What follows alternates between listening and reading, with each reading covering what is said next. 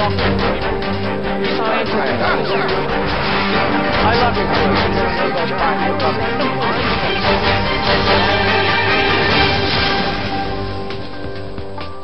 Hello and welcome to Crosstalk, where all things are considered. I'm Peter LaBelle. Lack of clarity, though, at the same time, heightened global tensions. 100 days in, Donald Trump's presidency has stunned, disappointed, and even befuddled many, if not most. Watching the U.S. president has turned into a spectator sport.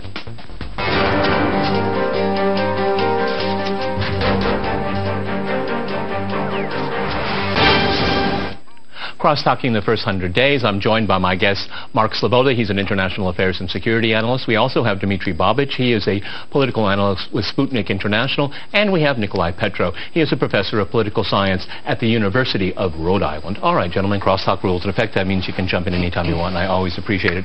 Let's get the 100 days into the presidency of Donald Trump over with first. Where do we stand here? I mean, from the way you look at it in the international politics, which we've mostly focus in on this program? I think the first 100 days have not shown any particular agenda, to be clear. We're still very much up in the air. There has been it's been taking a long time to get serious appointments, and as a result, a lot is still up in the air. Adding to the confusion is what seems to be a rather unpredictable reaction of the president to crises. Some crises he responds to with an instinctive sort of almost a knee-jerk reaction. Well, one can even question if they're even crises. I mean, it seems to me that a lot of them are invented here. I mean, and others he basically shoves under the table. Mm-hmm. Mark? Yeah.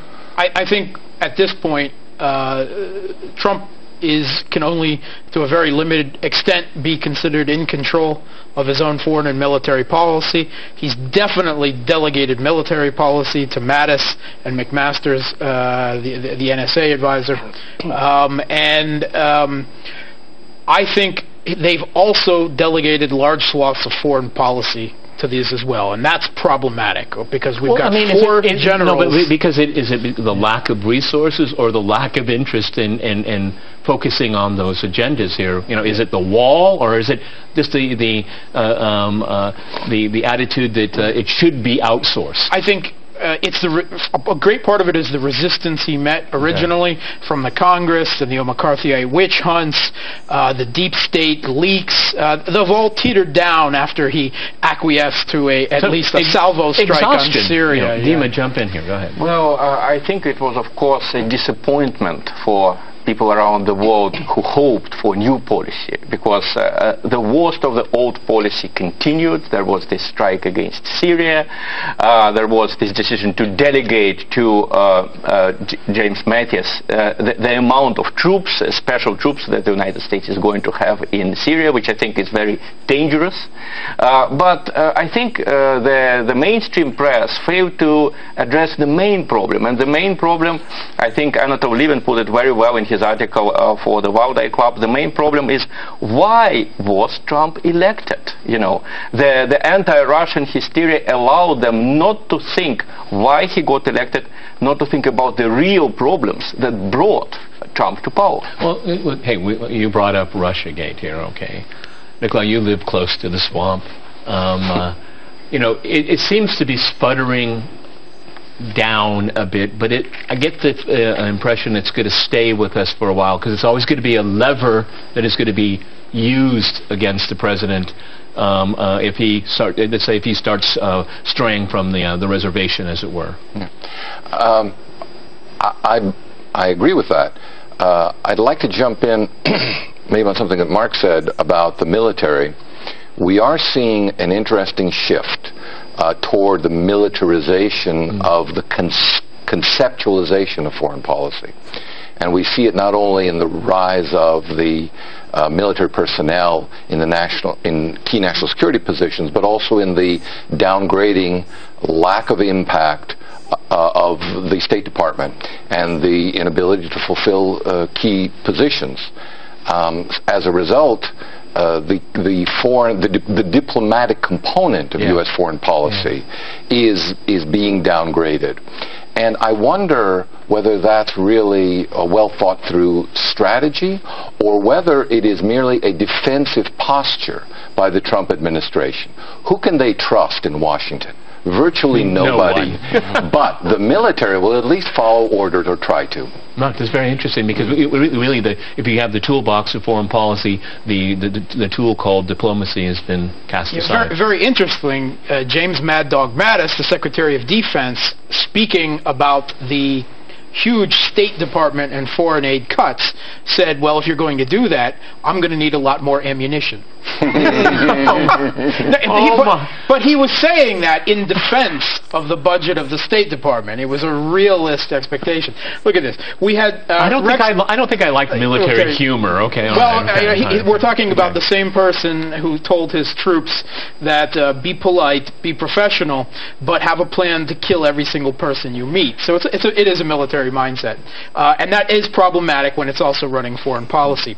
Rex Tillerson of the State Department, he doesn't speak to the press, and the press doesn't like him for that because they're used to the Secretary of State using a soapbox to speak on the issues that they care about. That's what they have Nikki Haley for, right? Rex Tillerson had to put down Nikki Haley, who has said that she regards herself U.S. representative as to the United Nations, to the Secretary of State.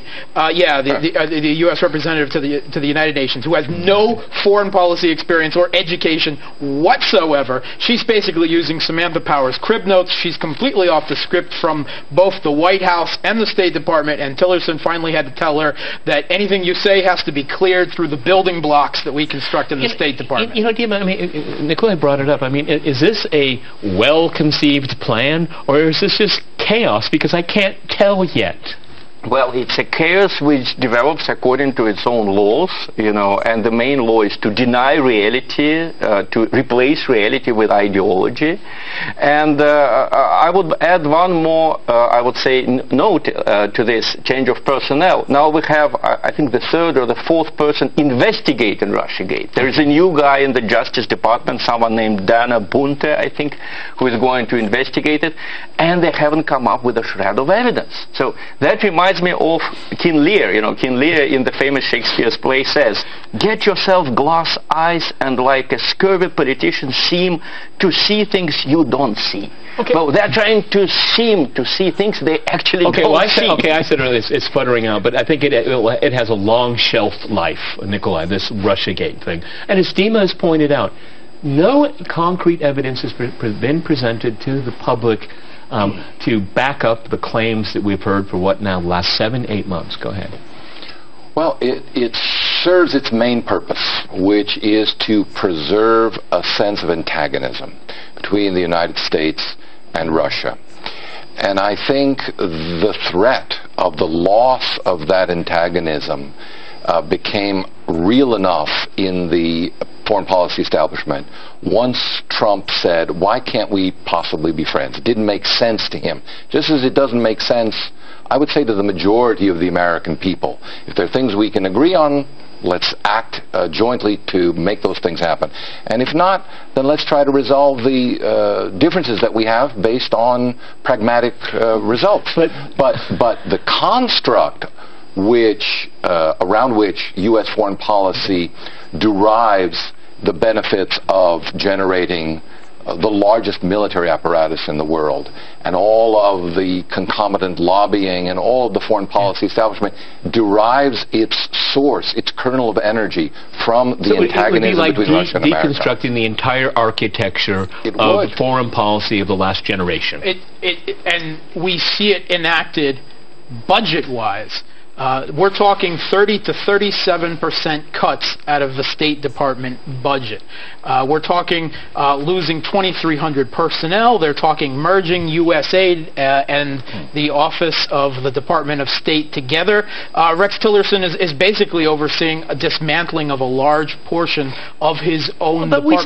But we're saving a lot of money that way? Really? Not that I'm against it, but I'm not saying it's 1% Okay, it's 1% of the U.S. federal budget. That will be more than matched by the rise in military expenditures. The military is gaining more budget at the same time as the State Department is losing, particularly for things like nation building, foreign aid, and the Pentagon is getting bigger budgets where they have more discretion on how to use what is the material that they're given here. Go ahead, Jim. Well, they're the same trends we have in Europe. According to Stockholm International Peace Research Institute, their military expenses in Central Europe grew by 2.4% in Trump 2016. And Trump has been demanding that. Yeah. And also, I agree with Nikolai that basically the majority of American people do not see Russia as a threat. They do not quite understand why you have all this hysteria. The same is true about Europe,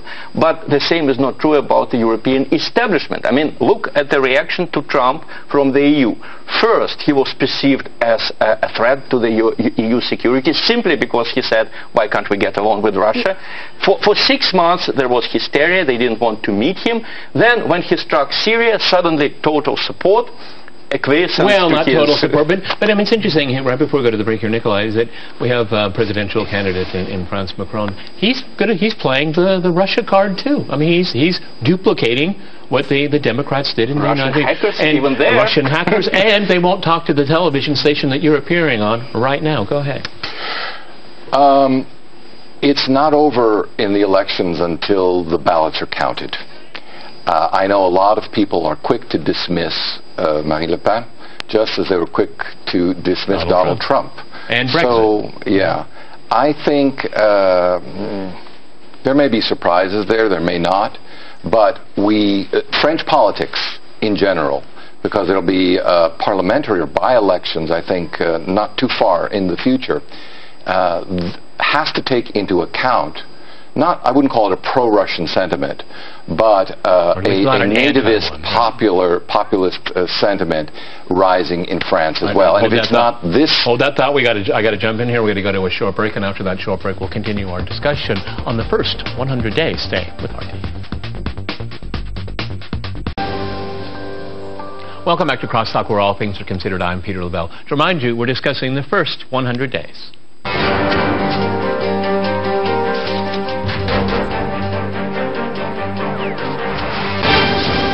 Okay, let me go back to Nikolai. We'll finish up your point on the French elections. I was just going to add that even if the French Nationalist Party loses this round of the elections, they are clearly confirmed as a significant political force, and a force that will have to be reckoned with in current political French politics and in the future. So, an interesting thing is that even though it is predicted that Le Pen is going to lose this, but in the longer run, it is a victory for a consolidation of more traditional, more patriotic, conservative forces. In a broad European context as well as France. Well, I would maybe slightly correct what Nikolai just said. I think if Macron wins, it won't mean the defeat of just that National Front party. It will mean the defeat of France, because 60% of the French voted against the establishment during all of this campaign. They voted for Fillon against Juppé and against Sarkozy, and they wanted change. But the problem is that the establishment in France has no plan B. They never have a plan B. They don't know what to do if Macron loses, and that is the same situation they had with Trump. You know, they simply didn't take it into account that he could win. Why? Because they are so ideological. They are sure that they are on the right side of history, that they never have a plan B, and that's very dangerous, because a lot of voters who voted for Mélenchon and who voted for even Fillon, they might vote for Marine Le Pen right now, not because they like the nationalists, but because they want to send the message to the elite, and the message doesn't get through. Because there's this deep sense of disenfranchisement. Absolutely, and I think it's a very dangerous situation. Yeah, I think Nikolai has an excellent point that it is already about the next election, 5 years in the future. I don't think that Le Pen will manage to pull this one out, although she will do much better than expected.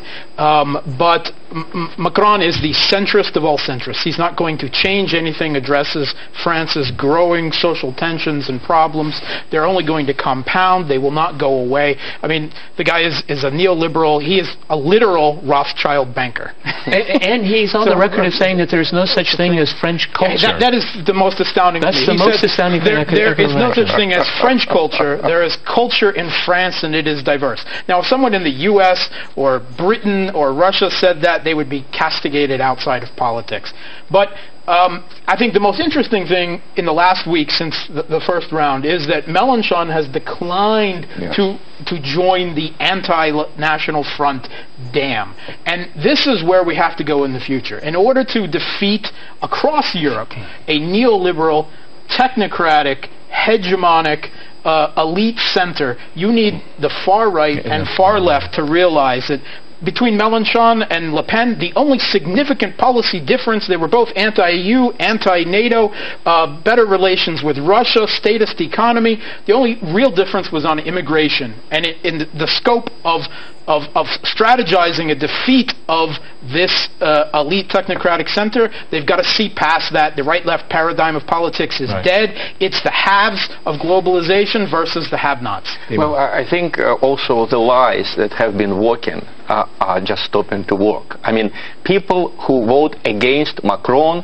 the mainstream media in France says, well, they're all Islamophobic, they're all vicious, they're all terrible. No. The people who don't like the French foreign policy in the Middle East, they're in the majority in France now. And I understand why. Because whenever a terrorist act happens in France, no one ever suspects Assad. It's simply absurd to think that he could be involved. But the enemies of Mr. Assad are always involved. They're always the people who had been fighting in Syria, who had been living in places like Belgium and France for a long time as refugees or simply have been born there. So people see that they're simply fed wrong information, and there is no change in policy. Nikolai, there seems to be a very interesting parallel from what Mark just said here, is that we have this kind of radical center now in both the United States and in Europe. And with the political paradigm that we've had, the continuum is collapsing down, because basically you have the Democrats that have just basically come out. They're the party of war, and they're the party of Wall Street here. And this is one of the default reasons why you get Trump. I mean, it wasn't maybe necessarily who hijacked the Republican Party. Well, and it's questionable if he's even a Republican. I mean, there are parallels with Europe and the United States here. With these, everything is getting very shifted here, and at the end of the day, it creates a great sense of disenfranchisement with broad segments of society. It's hard at this point for me to envision what values this critical center will actually congeal around. It may be cultural, overwhelming, pragmatic, or rather shaping pragmatic coalitions and rejecting ideologies. But I will be intrigued to see if there isn't more discourse around common cultural values that begins to shape the political electorate, because we are clearly in a transition now from political parties that have inherited an ideology but cannot express it anymore, and pragmatic concerns which are stuck and don't seem to be able to manifest themselves in broader political coalitions right now. Yeah. You know, it's changed here. One of the most important stories that we've had recently was this whole North Korea scare, I will put it, okay?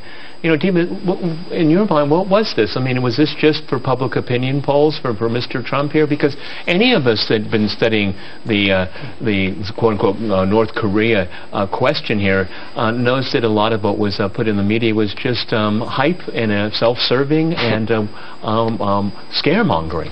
Well, I mean, the situation is scary, and I think the only voice of reason that I have heard during the last week was the Chinese suggestion that North Korea stops all the tests and the United States and South Korea cancel the exercises. I'm afraid it's not going to be heard. And little by little it is developing into a bigger confrontation, a confrontation between the United States and China, because China is losing patience. the decision I thought it was the Trump administration losing patience with North Korea. Other people are losing their patience too. I mean, China has no illusions about the North Korean leadership. They are very critical of Kim Jong-un and his policies. But they don't have as much leverage as so many people believe. But I mean, look what's going on. You know, the Americans are deploying THAAD missiles in South Korea, and the population there is protesting not so much because they're afraid of North Korea, but because they realize that these missiles are directed against Russia and China. And you can read it in the South Korean press. And to add insult to injury, the Trump is sending it there and he's telling the South Koreans to pay for it. It's amazing. Another wall issue here. Which, to show the extent of control he has, McMaster's immediately contradicted him and said that South Korea is not going to be paying for it. So you have to listen to Trump's tweets and then listen to his cabinet, his generals, to find out what the real policy is. You know, Nicola, we had the missile attack on Syria, then we have this armada moving towards Korea. I mean, is it really moving there? Finally, I heard it takes a while to turn them around. It's actually there now. Okay, but again, is this, and as Dima's pointed out a number of times in this program, is that the corporate media likes this. I mean, they like the graphics, they like the missiles and all this, especially missiles, and particularly missiles. I mean, is this really something that is a product of domestic politicking? Because it seems to be more than it seems to me that, because the situation with Korea, on Crosstalk here, we every year we decide, do we do one? And we talk to the director and say it'll be exactly the same program we made last year and the year before and the year before. In the absence of a clear strategy, or one that you can point to as being the Trump doctrine, all suspicion falls on this being a PR campaign, because precisely of the toxic nature, and everybody uses that word now, toxic nature of the relationship between the Trump administration and established Washington and the press. So the only real missiles that Trump has at his disposal to save his presidency are the ones that he can lob at his domestic critics. I wanted to add one thing about China, which is very interesting. Official Washington, to the extent that they can take one thing out of as a positive accomplishment of the Trump administration, has been the re-engagement, if you will, or saying nice words to China, which was always to be preferred to saying anything nice about Russia. But we are seeing that being undermined at every step. And I can't imagine the depths of Chinese patience, even publicly or privately, with the Trump administration being much deeper. Yeah. This started as domestic psyops, calling all 100 senators into the White House for 14 minutes. Longer. It took them longer to get there than the briefing. They don't know what they were there for. Trump discovered that the media, the parties will rally around a war president. So he sought to use that. And he also sought to use Twitter and his meetings to pressure the Chinese, to shame them. He says North Korea firing a missile disrespected the Chinese respected leader. And China's got to be looking at him like, I think we'll decide when we've been disrespected or not. Don't try to, this ham-fisted art of the deal diplomacy to pressure us into taking action. We can't solve North Korea on your own. You've contributed huge amounts to the problem that we've got here between not signing a formal peace treaty with North Korea, the provocative military exercises, the regime changes around the world that makes North Korea seek a strategic deterrent, and this pressuring of China and this escalation. Unfortunately, it started domestic, but I'm afraid that Trump will feel compelled to act militarily if there isn't a dramatic solution, which I don't think is forthcoming. Well, yeah, exactly, because he's painting himself into a corner here. All right, gentlemen, that's all the time we have. For many thanks to our guests here in Moscow, and thanks to our viewers for watching us here at RT. See you next time. And remember, crosstalk rules.